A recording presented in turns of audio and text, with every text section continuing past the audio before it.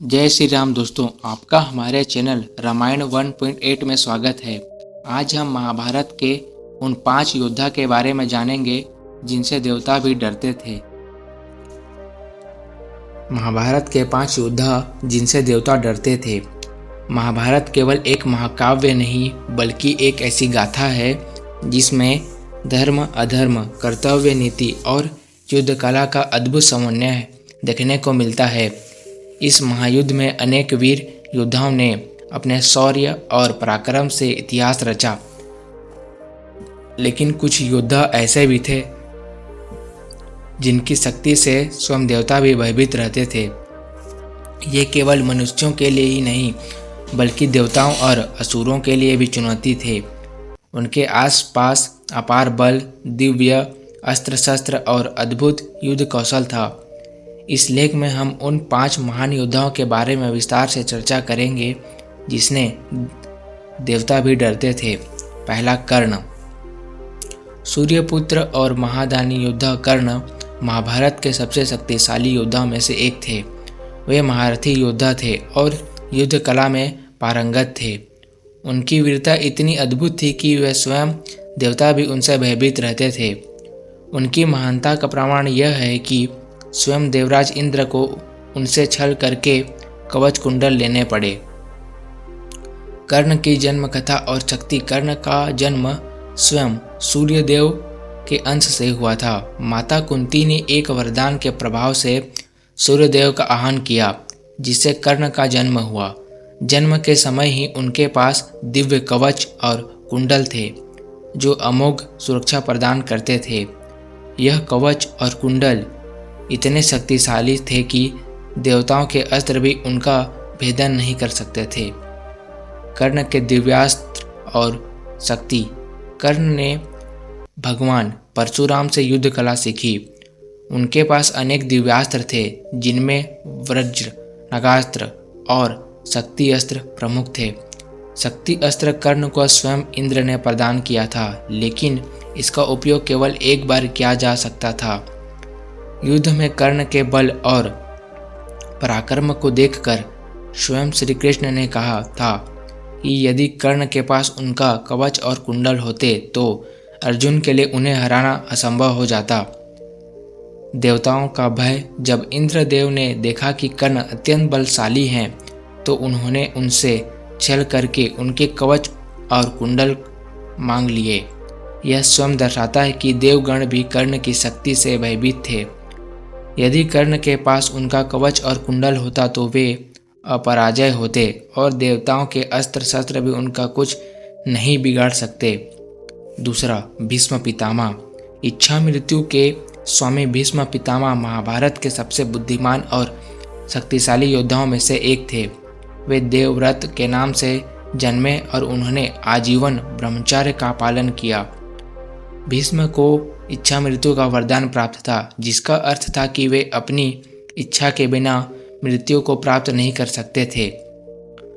भीष्म की शक्ति और युद्ध कला। भीष्म पितामह को युद्ध की शिक्षा स्वयं परशुराम से मिली थी। वे इतने कुशल योद्धा थे कि उन्होंने अपने जीवन में कई युद्ध लड़े और अपराजित रहे। महाभारत युद्ध के पहले 10 दिनों तक वे अपराजय रहे और पांडवों को भारी हानि पहुंचाई। भीष्म और देवताओं का भय। भीष्म पितामह की शक्ति इतनी थी कि स्वयं भगवान परशुराम भी उन्हें हराने में असमर्थ रहे थे। जब भीष्म परशुराम से युद्ध कर रहे थे, तब देवताओं ने हस्तक्षेप किया और युद्ध को रोक दिया। देवगण भयभीत थे कि यदि भीष्म अपनी पूरी शक्ति का प्रयोग करते तो बड़े से बड़े योद्धा भी उन्हें नहीं हरा सकता थे। भीष्म की मृत्यु केवल उनकी इच्छा से ही हो सकती थी, जो एक दिव्य शक्ति थी। तीसरा, अर्जुन। श्री कृष्ण के प्रिय सखा और अजय धनुर्धर अर्जुन महाभारत के नायक थे और उनके धनुर्विद्या कौशल की कोई तुलना नहीं थी। वे देवताओं, गंधर्वों और स्वयं भगवान शिव से अनेक दिव्यास्त्र प्राप्त कर चुके थे। अर्जुन के पास गांडवे धनुष था, जो अपार शक्ति का प्रतीक था। अर्जुन की युद्ध कला और दिव्यास्त्र। अर्जुन ने इंद्रलोक जाकर स्वयं देवताओं से युद्ध कला सीखी। उन्होंने भगवान शिव से पाशुपतास्त्र प्राप्त किया, जो त्रिलोक में सबसे शक्तिशाली अस्त्र था।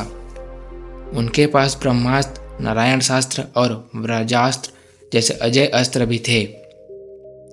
देवताओं का अर्जुन से भय। अर्जुन की शक्ति इतनी थी कि उन्होंने अकेले ही महादेव से युद्ध किया था और प्रसन्न होकर शिवजी ने उन्हें पाशुपतास्त्र प्रदान किया। देवताओं को भय था कि अर्जुन यदि अधर्म के मार्ग में चला जाता तो उसे रोकना असंभव हो जाता। अर्जुन ने महाभारत युद्ध में अकेले ही कौरव सेना के अनेक महारथियों को पराजित किया। चौथा, अश्वत्थामा। अमृता का शापित योद्धा अश्वत्थामा गुरु द्रोणाचार्य के पुत्र थे और उन्हें भगवान शिव का वरदान प्राप्त था। वे एक अजय योद्धा थे और उनके पास महाब्रह्मास्त्र चलाने की क्षमता थी। अश्वत्थामा की शक्ति।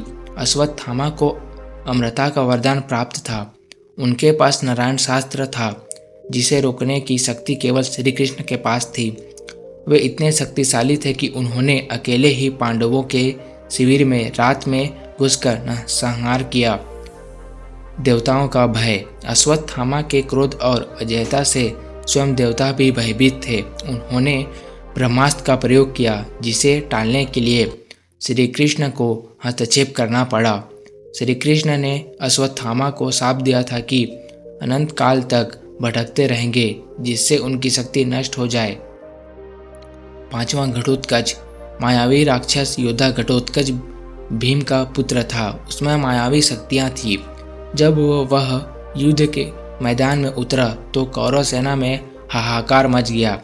घटोत्कच की मायावी शक्ति। घटोत्कच को असुरों की शक्ति प्राप्त थी, जिससे वह रात के समय अजय हो जाता था। उसने अपनी मायावी शक्तियों से कौरवों की सेना को तहस नहस कर दिया। देवी देवताओं का भय। घटोत्कच की शक्ति इतनी थी कि कर्ण को उसे मारने के लिए इंद्र द्वारा दिया गया शक्ति अस्त्र प्रयोग करना पड़ा। यदि वह जीवित रहता तो पांडवों की विजय और भी आसान हो जाती। निष्कर्ष, महाभारत के ये 5 योद्धा इतने महाशक्तिशाली थे कि स्वयं देवता भी उनसे भयभीत रहते थे। उनकी अपार शक्ति, वरदान और युद्ध कौशल ने महाभारत को अद्भुत बना दिया। महाभारत में एक से एक बढ़कर योद्धा थे, जो शक्तिशाली होने के साथ ही विचित्र किस्म के सिद्धियों और चमत्कारों से संपन्न थे। श्री कृष्ण तो स्वयं भगवान विष्णु थे, लेकिन उनके समक्ष और सामने जो योद्धा लड़ रहे थे वे भी कम नहीं थे। कुरुक्षेत्र के युद्ध में इन योद्धाओं के मायावी कारनामों ने इतिहास रच दिया। पहला, सहदेव भविष्य में होने वाली हर घटना को पहले से ही जान लेते थे। वे जानते थे कि महाभारत होने वाली है और कौन किसको मारेगा और कौन विजयी होगा। लेकिन भगवान कृष्ण ने उन्हें शाप दिया था कि अगर वह इस बारे में लोगों को बताएगा तो उसकी मृत्यु हो जाएगी। दूसरा, बर्बरीक दुनिया के सर्वश्रेष्ठ धनुर्धर थे। बर्बरीक के लिए 3 बाण ही काफ़ी थे, जिसके बल पर वे कौरवों और पांडवों की पूरी सेना को समाप्त कर सकते थे। युद्ध के मैदान में भीम, पौत्र, बर्बरीक दोनों खेमों के मध्य बिंदु एक पीपल के वृक्ष के नीचे खड़े हो गए और यह घोषणा कर डाली कि मैं उस पक्ष की तरफ से लड़ूंगा जो हार रहा होगा। लेकिन श्री कृष्ण ने युद्ध के पहले उन्हें भी ठिकाने लगा दिया, उसका शीश मांग कर। आज उन्हें खाटू श्याम के नाम से जाना जाता है। तीसरा, महाभारत युद्ध में संजय वेदादि विधाओं का अध्ययन करके वे धृष्ट राष्ट्र की राजसभा के सम्मानित मंत्री बन गए थे। आज के दृष्टिकोण से वे टेलीपैथिक विद्या में पारंगत थे। कहते हैं कि गीता का उपदेश 2 लोगों ने सुना, एक अर्जुन और दूसरा संजय। सैकड़ों किलोमीटर दूर बैठे संजय ही धृतराष्ट्र को युद्ध का वर्णन प्रतिदिन सुनाते थे। गुरु द्रोणाचार्य के पुत्र अश्वत्थामा हर विद्या में पारंगत थे। वे चाहते तो पहले दिन ही युद्ध का अंत कर सकते थे, लेकिन कृष्ण ने ऐसा कभी नहीं होने दिया। कृष्ण यह जानते थे कि पिता पुत्र की जोड़ी मिलकर ही युद्ध को समाप्त कर सकती थी। दोनों के पास अति संहारक क्षमता वाले अस्त्र और शस्त्र थे, लेकिन श्री कृष्ण को अपनी नीति से द्रोणाचार्य का वध करवा दिया। 5वां, कर्ण से यदि कवच कुंडल नहीं हथियाए होते, यदि कर्ण इंद्र द्वारा दिए गए अपने अमोघ अस्त्र का प्रयोग घटोत्कच पर न करते हुए अर्जुन पर करता, तो आज भारत का इतिहास और धर्म कुछ और होता। कर्ण के कवच कुंडल होना उसके रहस्यमय व्यक्तित्व का परिचायक था। 6वां, कुंती वायु के पुत्र थे। भीम अर्थात पवन पुत्र भीम। भीम में 1000 हाथियों का बल था। युद्ध में भीम से ज्यादा शक्तिशाली उनका पुत्र घटोत्कच ही था। घटोत्कच का पुत्र बर्बरिक था। भीम ने ही दुर्योधन की जंघा उखाड़ कर फेंक दी थी और इससे पहले उसी ने ही जरासंध के वध किया था। 7वां, माना जाता है कि कद काठी के हिसाब से भीमपुत्र घटोत्कच इतना विशालकाय था कि वह लात मारकर रथ को कई फुट पीछे फेंक देता था और सैनिकों को वह अपने पैरों तले कुचल देता था। भीम की असुर पत्नी हिडिंबा से घटोत्कच का जन्म हुआ था। हिडिंबा एक मायावी राक्षसनी थी। 8वां, अभिमन्यु ने अपनी मां सुभद्रा की कोख में रहकर ही संपूर्ण युद्ध विद्या सीख ली थी। माता के गर्भ में रहकर ही उसने चक्रव्यूह को भेदना सीख गया था, लेकिन वह चक्रव्यूह को तोड़ना इसलिए सीख नहीं पाया क्योंकि जब इसकी शिक्षा दी जा रही थी तब उसकी मां सो गई थी। शांतनु गंगा के पुत्र भीष्म का नाम देवव्रत था। उनको इच्छा मृत्यु का वरदान प्राप्त था। वे स्वर्ग के 8 वसुओं में से एक थे जिन्होंने एक श्राप के चलते मनुष्य योनि में जन्म लिया था। दुर्योधन का शरीर वज्र के समान था, जिसे किसी धनुष या अन्य किसी हथियार से छेदा नहीं जा सकता था, लेकिन उसकी जांघ श्री कृष्ण के छल के कारण प्राकृतिक ही रह गई थी। इस कारण भीम ने उसकी जंघा पर वार करके उसके शरीर के 2 फाड़ कर दिए थे। जरासंध का शरीर 2 फाड़ करने के बाद पुनः जुड़ जाता था। तब श्री कृष्ण ने भीम को इशारा में समझाया कि 2 फाड़ करने के बाद दोनों फाड़ को एक दूसरे की विपरीत दिशा में फेंक दिया जाए। बलराम सबसे शक्तिशाली व्यक्ति थे। यदि वे महाभारत के युद्ध में शामिल होते तो सेना की आवश्यकता ही नहीं पड़ती। दरअसल बलराम का संबंध दोनों ही पक्ष से घनिष्ठ था। बलवानों में श्रेष्ठ होने के कारण उन्हें बलभद्र भी कहा जाता था। कहते हैं कि जब दुर्योधन ने श्री कृष्ण पुत्र शाम को बंदी बना लिया था तो बलराम ने अपने हल से हस्तिनापुर की धरती को हिलाकर चेताया था कि यदि समझौता नहीं किया तो इस नगरी को उखाड़कर फेंक दूंगा। दुर्योधन हर के इस भूकंप से डर गया था। 13, यह सुनने में अजीब है कि युद्ध के लिए अर्जुन के बेटे इरावन की बलि दी गई थी। बलि देने से पहले उसकी अंतिम इच्छा थी कि वह मरने से पहले शादी कर ले, लेकिन इस शादी के लिए कोई भी लड़की तैयार नहीं थी क्योंकि शादी के तुरंत बाद उसके पति को मरना था। इस स्थिति में भगवान कृष्ण ने मोहिनी का रूप लिया और इरावन से न केवल शादी की बल्कि एक पत्नी की तरह उसे विदा करते हुए रोए भी। यही इरावन आज देश भर के किन्नरों का देवता है। एकलव्य का नाम तो सभी ने सुना होगा। एकलव्य अपनी विस्तारवादी सोच के चलते जरासंध से जा मिला था। जरासंध की सेना की तरफ से उसने मथुरा पर आक्रमण करके यादव सेना का लगभग सफाया कर दिया था। इसका उल्लेख विष्णु पुराण और हरिवंश पुराण में मिलता है। कहते हैं कि महाभारत के युद्ध के पहले श्री कृष्ण ने एकलव्य को भी युद्ध करके निपटा दिया था, अन्यथा वह महाभारत में कोहराम मचा देता। एकलव्य के वीर गति को प्राप्त होने के बाद उसका पुत्र केतुमान सिंहासन पर बैठता है और वह कौरवों की सेना की ओर से पांडवों के खिलाफ लड़ता है। महाभारत युद्ध में वह भीम के हाथ मारा जाता है।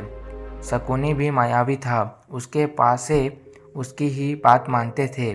युद्ध में शकुनी ने श्री कृष्ण और अर्जुन को मोहित करते हुए उनके प्रति भयंकर तरीके से माया का प्रयोग किया। शकुनी की माया से अर्जुन की ओर हजारों तरह के हिंसक पशु दौड़ने लगे थे। आसमान से लोगों के गोले और पत्थर गिरने लगे थे। कई तरह के अस्त्र शस्त्र सभी दिशाओं से आने लगे थे। अर्जुन इस माया जाल से कुछ समय के लिए तो घबरा गए थे, लेकिन उन्होंने दिव्यास्त्र का प्रयोग कर इसको काट दिया था। इसके अलावा भूरिश्रवा, सत्यकी, नत्युष, नरकासुर का पुत्र भगत आदि कई अन्य योद्धा भी थे। इस तरह हमने देखा कि महाभारत के कई तरह के विचित्र और मायावी योद्धा थे। ऊपर हमें कुछ खास योद्धा का ही वर्णन किया।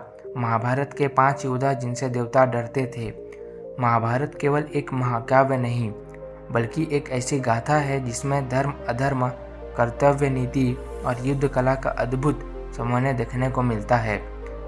इस महायुद्ध में अनेक वीर योद्धाओं ने अपने शौर्य और पराक्रम के इतिहास रचा, लेकिन कुछ योद्धा ऐसे भी थे जिनकी शक्ति से स्वयं देवता भी भयभीत रहते थे।